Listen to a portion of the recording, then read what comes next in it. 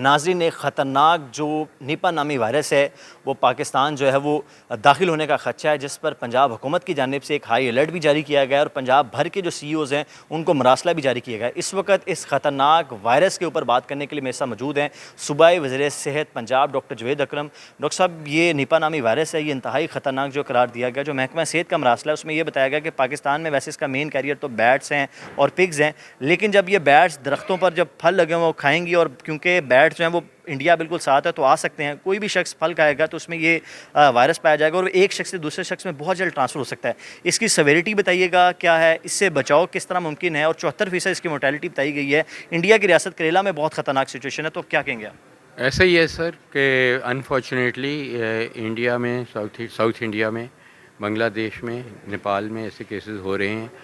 और ये जैसे प्राइमरी होस्ट बैट्स और पिग्स हैं तो उधर से स्विच होती है, क्योंकि वहाँ ये खाई जाती हैं चीज़ें, चाइना में भी, तो वहाँ इसकी फार्मिंग होती है। हमारे तो अल्हम्दुलिल्लाह बिंग मुस्लिम हम इसको ना खाते हैं ना फार्मिंग होती है, लेकिन फिर भी थ्रेट है। थ्रेट इस चीज़ की है कि जब दुबई में जो हमारे वहाँ पे टर्मिनल्स हैं, दुबई एयरपोर्ट के ज़रिए हमारी बहुत ज़्यादा फ़्लाइट्स भी हैं, बहुत ज़्यादा पैसेंजर ट्रैफिक भी है।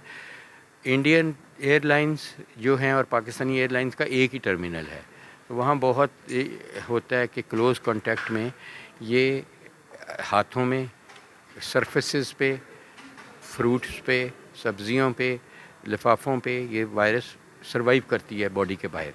तो वो कोई और हाथ लगाएगा, उन सीटों पे बैठेगा, उनके हैंडल्स को हाथ लगाएगा तो उन पे, तो इसलिए ये थ्रेट परसेप्शन की वजह से दुबई के, क्योंकि ज़्यादातर दुबई और मस्कत और इन जगहों से फ़्लाइट्स आती हैं और वहाँ कंटेमिनेट। सर, एक तो बुनियादी अलामात भी बताइएगा, और दूसरा इंपॉर्टेंट सवाल ये कि क्या सर दुनिया में अब मुझे लग रहा है कि वॉर ख़त्म हो जाएंगी और इस तरह की बीमारियों से क्या अमवात का ख़तरा हो जाएगा? क्योंकि हम देख रहे हैं पहले कोरोना आया, फिर डेंगू आया, बशूब चशम है, हर रोज़ हर साल एक नई वबा जो है वो ख़तरनाक किस्म की सामने आ रही है। क्या अब दुनिया में एक ये वबाई जंग शिद्दत इख्तियार कर जाएगी? देखें, ये कोई नई बीमारी नहीं है एक्सेप्ट फॉर कोविड-19, जो कि पहली दफ़ा मंजर आम पे 2009 में आई,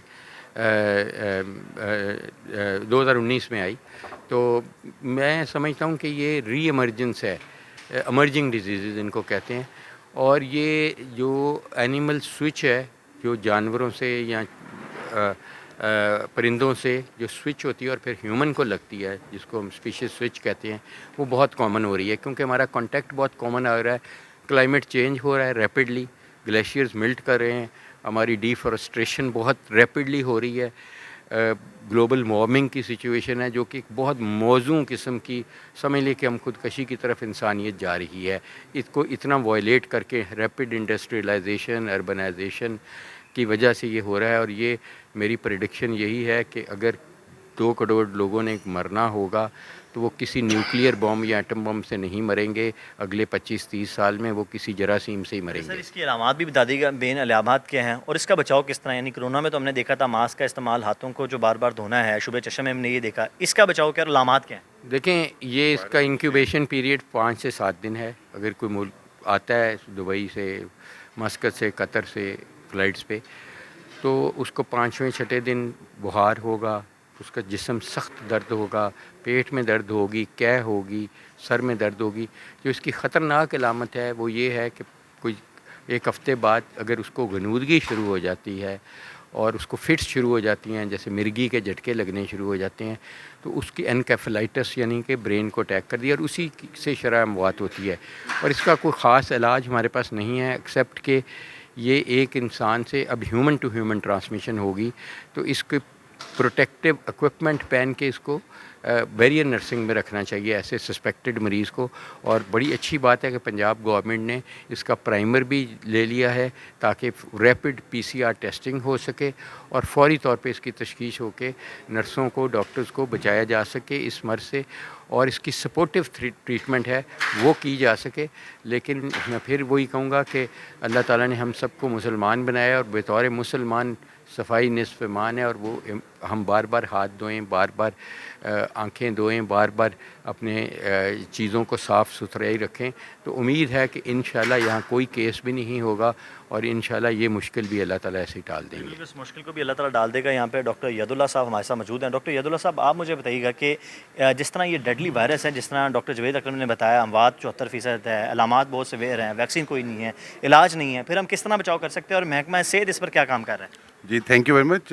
आपने देखा है कि जैसे ही WHO ने इसके ऊपर अलर्ट जारी किया, सबसे पहले इस्लामाबाद फेडरल मिनिस्ट्री ने और उसके साथ ही गवर्नमेंट ऑफ पंजाब ने, क्योंकि 18वीं तरमीम के बाद अब पंजाब हेल्थ जो है वो प्रोविंशियल सब्जेक्ट है, और सबसे पहले हमारे हेल्थ डिपार्टमेंट ने इसके ऊपर अलर्ट जारी किया है, CDC विंग ने।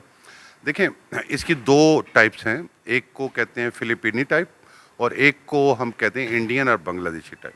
जो फिलिपीनी टाइप है वो ज़्यादा डेंजरस है, और जो इंडियन और वो है वो कोई 60 to 70% है, और जो फिलिपीनी है वो 80 to 90% उसकी मोर्टालिटी है। और इसका जो बेसिक कैरियर है वो बैट्स और पिग्स हैं, लेकिन इसकी जो मेन एक खूबसूरत बात यह है कि अब हमने एज अ CDC प्रोग्राम बहुत ज़्यादा स्ट्रॉन्ग एफिलिएशन डेवलप कर ली है with the civil aviation authorities, with the Wagah borders, और तमाम आने वाले लोगों को उनकी हम पूरी एक ड्यूरिंग द ट्रैवल उनकी हिस्ट्री लेते हैं। अगर किसी को बुखार हो, किसी को कोई ऐसी अलामतें हो, तो उसको हम उतरते उसके टेस्ट करते हैं। महकमा सेहत इसके ऊपर डॉक्टर साहब क्या कर रहा है? महकमा सेहत हमने इसका एक तो सारे आपने देखा है पंजाब के हॉस्पिटल्स को अलर्ट जारी कर दिया है। अगर ज़रूरत पड़ी तो आइसोलेशन वार्ड हम बनाएंगे। इसके अलावा इसकी जो टेस्टिंग की सहूलत है उसके लिए हम अपनी लैब्स को अपग्रेड करने जा रहे हैं, और इसकी जो तशख़ीस है वो आपको पता है कि अभी तक कोई ऐसी दवाई नहीं है, तो इसमें मेन रोल जो होगा वो आइसोलेशन का होगा और जो हमारे ICUs का होगा। जी बिल्कुल, ICUs को भी बढ़ाएंगे। डॉक्टर यदुल्ला जो डायरेक्टर CDC थे, उसके साथ जो सुबह वजह से डॉक्टर जवेद अकरम हमारे साथ मौजूद थे, उनकी जानिब से कहा गया कि निपा नामी वायरस इंतहाई ख़तरनाक है। डॉक्टर यदुल्ला के मुताबिक अगर ये फिलिपाइन वायरस हुआ तो इससे अमवात की शरह 90% है, और अगर बांग्लादेशी या इंडिया कैरियर हुआ तो उससे 74% है। यानी एक इंतहाई ख़तरनाक डेडली वायरस का जो ख़तरा है वो पाकिस्तान में अब मंडलाने लगा है। शहरियों को खास एहतियात करने की ज़रूरत बताएगी। उनकी जानिब से बताया गया कि खासकर हमने ये चेक एंड बैलेंस दुबई से आने वाले जो पैसेंजर्स होंगे उन पर रखना है, क्योंकि वो एक कैरियर साबित हो सकते हैं, खासकर मस्कत से और इन इलाकों से। तो हमने सिविल एविएशन के साथ भी जो SOPs मुरतब की हैं, और ख़ासकर हमने एहतियात जारी की कि जो भी पैसेंजर्स इन ममालिक से आएँ उनका मुकम्मल तौर पर डाटा जारी किया जाए। दूसरी जानिब हेल्थ डिपार्टमेंट में भी रेड अलर्ट जो है वो जारी कर दिया गया है, और तमाम मुतल्लिका जो अदारे हैं वो इस टाइम हाई अलर्ट पर हैं कि इसकी रोकथाम के लिए कोई भी केस आया तो उस मरीज़ को फौरी तौर पर आइसोलेट कर दिया जाए, क्योंकि ये एक शख्स से दूसरे शख्स में बहुत तेज़ी से फैलता है, सवेरिटी बहुत ज़्यादा है, और इसकी कोई वैक्सीन नहीं है, कोई इलाज नहीं है। सिर्फ एक ही इसका वाहिद इलाज ये है कि अगर बर वक्त तशख़ीस कर दी जाए, मरीज़ को अस्पताल में पहुँचा दिया जाए, और अगर एंटीबायोटिक से उसका इलाज दिया जाए तो फिर तकरीबन 25% इम्कान है कि उस शख्स की जो ज़िंदगी है बच सकती है। अगले प्रोग्राम के लिए अपने मेज़बान अज़मत वान को इजाज़त दीजिए। अल्लाह हाफ़िज़।